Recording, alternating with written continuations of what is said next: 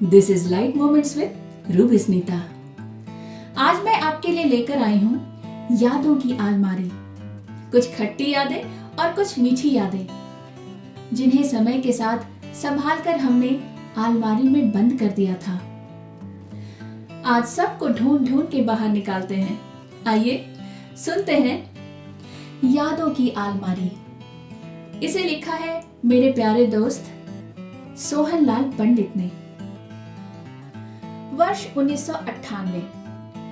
कोई एक इतवार का दिन और एक छोटे से शहर में इतवार की एक ऊँघती सी सुबह।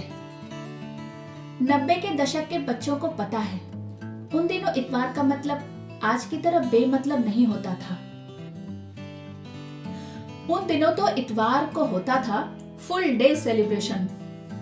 मुंह अंधेरे बैट बॉल लेकर मैदान पहुंच जाना, फिर देर तक क्रिकेट खेलना और उसके बाद घर पहुंचकर दूरदर्शन पर बैक टू बैक जय श्री कृष्णा, कैप्टन व्योम, मालगुडी डेज और शक्तिमान देखना। दोपहर में दाल भात भुजिया और आम का अचार।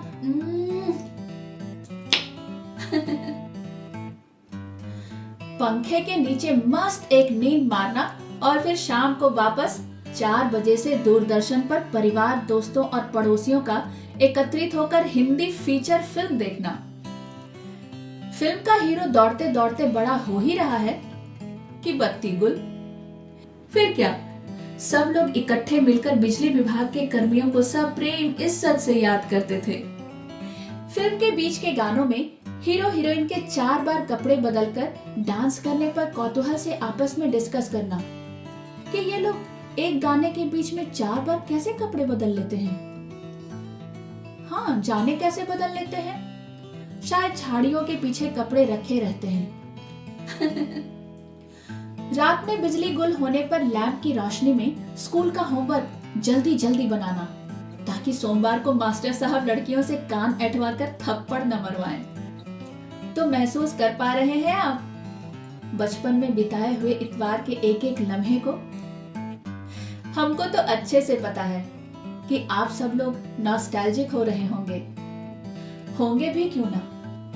90 के दशक के बड़े हो चुके बच्चों का संडे तो अब सुबह लेट से उठने, मोटरसाइकिल में पेट्रोल भराने, सर्विसिंग कराने और पूरा दिन सोशल मीडिया प्लेटफॉर्म पर बिताते हुए निकल जाता है। इनके जीवन में अब क्रिकेट की जगह पबजी और दूसरे मोबाइल गेमों ने ले ली है। सारे दोस्त अब क्रिकेट के मैदान में नहीं मिलते। व्हाट्सएप ग्रुप पर यदा कदा इनका रीयूनियन होता है। खाने में भी अब बचपन वाली दाल भात भुजिया की जगह संडे स्पेशल खानों ने ले ली है। पर इसके बावजूद खाने के बाद संतुष्टि का भाव कहीं चला गया है। अब तो सिर्फ पेट भरता है, आत्मा तृप्त नहीं होती। दूरदर्शन के चरबजिया हिंदी फिल्म की जगह मल्टीप्लेक्स के बड़े बड़े पर्दों ने ले ली है अब, जहां अब बीच में बत्ती गुल नहीं होती। अब तो सोफिस्टिकेटेड दर्शक भी शोर किए बिना सन्नाटे में ही पूरी फिल्म देख लेते हैं। अब रात में बिजली नहीं जाती, और जाती भी है तो घर घर में इन्वर्टर की सुविधा है, इसलिए अब रात में कोई छत पर खुली हवा में टहलने के लिए नहीं निकलता। खुली छतें अब इंतजार करती रहती हैं, पर अब लोग लैपटॉप और मोबाइल खोलकर उसमें नजरें गड़ाकर पता नहीं जीवन का कौन सा सार खोजते रहते हैं। तो यही है हम सबके बचपन की यादों की अलमारी।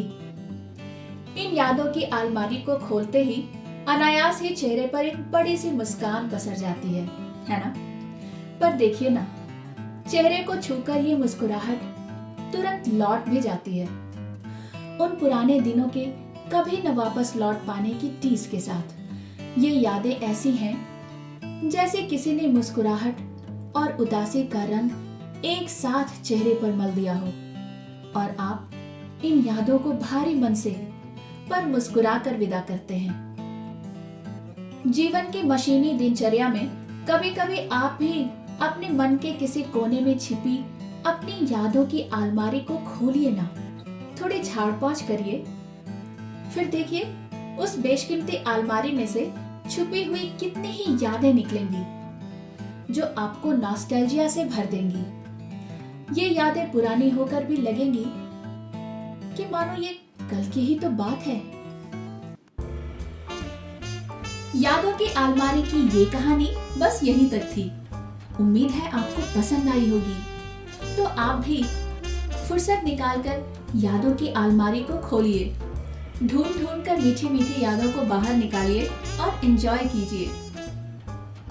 अगली बार कुछ और इंटरेस्टिंग लेकर आऊंगी। तब तक खुश रहिए और इंतजार कीजिए।